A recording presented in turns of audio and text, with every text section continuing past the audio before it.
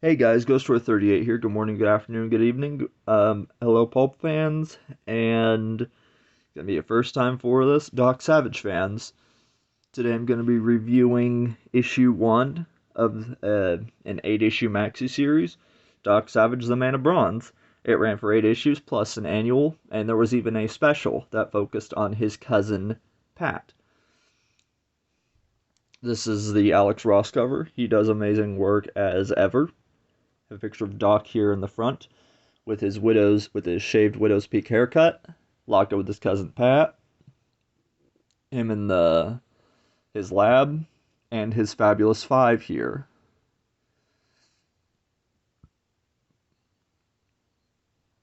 If I have the names right, I pray I don't butcher this. Monk. Um, I want to say that's Rennie down there. Ham. Johnny. 1, 2, 3, 4, 5. The one there in the back. Crud. I get the half of them right. Probably. Anyway, I don't know. Just trying. But anyway, for the focuses on these videos, I'm going to be talking about the comics and also the pulps. I have a couple of them here. I have the Red Spider and 2 more Cold War stories. I'm currently reading the Red Spider right now. I'll give my own thoughts and a review on it at another point after I'm finished reading. And I have the one that has the first 2 stories, The Man of Bronze and The Land of Terror. First one there, second story there. Happy to have this one in my collection and going from there. But anyway, with that being said, let's talk about the comic book.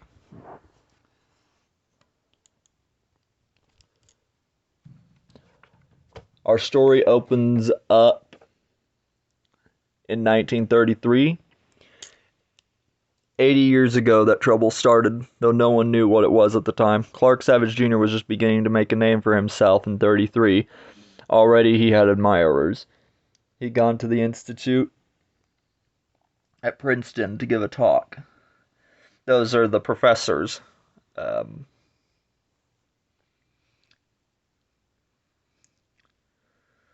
He's like, "Thank you, Professor Einstein. And please, my father was Dr. Savage. You can call me Doc." And that's the two of his fabulous 5 crew there. And we can see that there, that looks like Roosevelt. That's Monk. He's like, "We gotta leg it, Doc. There's trouble. For once I agree with my companion. We need to get going." The story is written by Chris Robertson, illustrated by Bill Keyes Evely. Color is by Daniela Miwa. Lettered by Rob Steen. Main covers are done by Alex Ross. And then it's like Lieutenant Colonel Andrew Baldget Mayfair, known to them as Monk, one of the world's leading industrial chemists. And then Ham, the lawyer, one of the 10 most well-dressed men in America. They were part of Doc's original crew of the 5 men he'd first met in a POW camp in World War I. Okay, so far it's pretty faithful to the comics. He's like, the pulps. He's like, "That's not good." It's like, "I swear I was looking at the Aurora Borealis," and we see there. But one normally doesn't expect to see the northern lights quite so far south. I'm a mystery for another time, Ham. I believe that is the trouble you told me about. And this is obviously Doc when he was still younger, because he still has his full head of hair, versus when he gets it shaved for later on. And of course, there's a riot and fights are breaking out as a result of the lights here. Is that they're going around like crazed animals. But we have to stop it. Johnny is over there, and Long Tom. So that's who I was missing on the cover. That's his name I was missing. He's like, "Doc, wait, you don't want to go in there. I'm surprised at you two. We don't normally run away from trouble. In representative formulations, your assessment would be accurate." He's like, "What Johnny's saying is, you're going in there, then you'll become part of it." Rennie went with some of the officers to assist before Johnny and I got there, and see for yourself. And well, Johnny is part of the problem now. He's like, his fists were the size of hams, and he was putting them to good use.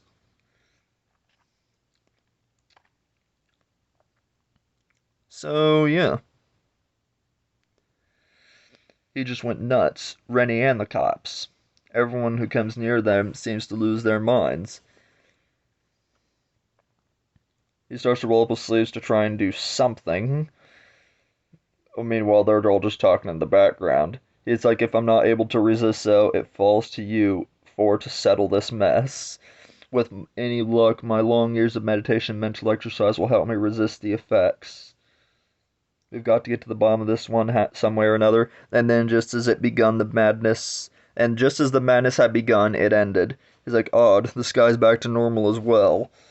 And that night, Doc and his 5 companions met at his headquarters on the 86th floor of the Empire State Building. Honestly, fellas, I don't know what came over me. I lost my head.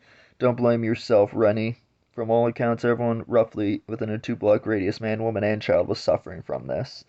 We should be thankful that a larger area wasn't affected. And then they keep going out back and forth. If you mean temporary Johnny, then yeah, I'll say it's proprietary. I'm probably gonna butcher that. Anyways, like, it's probably sounding the same. If it's temporary, you're crazy. It could have been caused by a chemical agent, but the reports show that animals were affected as well as humans. Has his pet pig? I'm not looking at you. I'm not sure anyone could tell the difference. Ouch. Not chemical. The police report and radio communications was impossible inside the affected area, which gives me an idea. If this happens again, we need to be ready for it. And it starts all over again. The craziness ensues. This is Doc advancing south on Wall Street, just past Broadway. I read you, Doc. Are you still? And then static interference as the lights hit. Monk here on William Street, crossing Maiden, and just beginning to feel strange as well. So basically now everyone's getting affected. While Doc and the others approached this area, Long Tom was back at their headquarters. He's basically trying to analyze and figure out what's all going on. Rennie last checked in at William Street and Beaver Street right about here. As points filled in, it became clearer and clearer. He's like, that's larger than last time. So basically what's going on is this thing is expanding. This is a problem. And just as it had passed, the madness ended. At nightfall, Donkin's companions returned to their headquarters. He spent long hours alone in his laboratory while his companions debated, come on, men, I've got something to show you. The radio interference gave me an idea. So he's basically testing an idea he has on a group of lab rats, and they're going insane. I've rigged the projector to emit a constant stream of high-frequency radio waves at short ranges. Ingaz and Mickey here are just situated at the edge of the broadcast. See what happens when I turn it on? And they go insane just like the people did. So it's basically something to do with radio waves at this point. Bursts of high radio waves have the effect of suppressing the frontal lobe, limiting inhibition and stimulating aggression. Well, I'll be a monkey's uncle. How'd you figure that out so quickly, Doc? My first suspicion was the temporary aurora borealis, which could be caused by high-frequency radio waves barraging the atmosphere.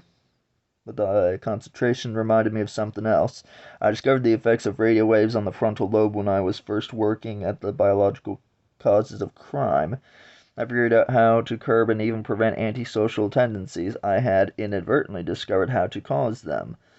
So we know how this is being done, but we don't know who is doing it or why. That we need to find out. When the next day broke out, the following day Doc and his men were ready. Don't shoot, officer. These people are in control. What am I supposed to do? Stand here? I've developed a number of different ammunition for our machine pistols, but today we're loaded with mercy bullets. Okay, yeah, because this goes back to the fact that in the pulps, as far as I know, Doc doesn't kill, unlike the Shadow. Hollow metal shells containing a fast-acting anesthetic liquid. One round can render a full-grown man unconscious for 30 minutes. We can incapacitate without injuring. Well, I'll be. And while my companions and I help you contain the riot, another of our colleagues is working to determine its extent. And then Long Tom is basically back here trying to narrow down and analyze based off of all their projections and figuring out where the source is. He realized it wasn't necessary to send people wandering into the streets with radios in hand. Instead, he spent the night installing makeshift radio transponders at each of the city's principal intersections. Each transponder broadcast continuously a set frequency, and indicators on a master map showed each one transmitting, as they see here in the picture. In contact, if any of the transponders were lost, an indicator went dark, and the darkened lights showed the extent of the effect. It's larger today. It's covering most of the bay.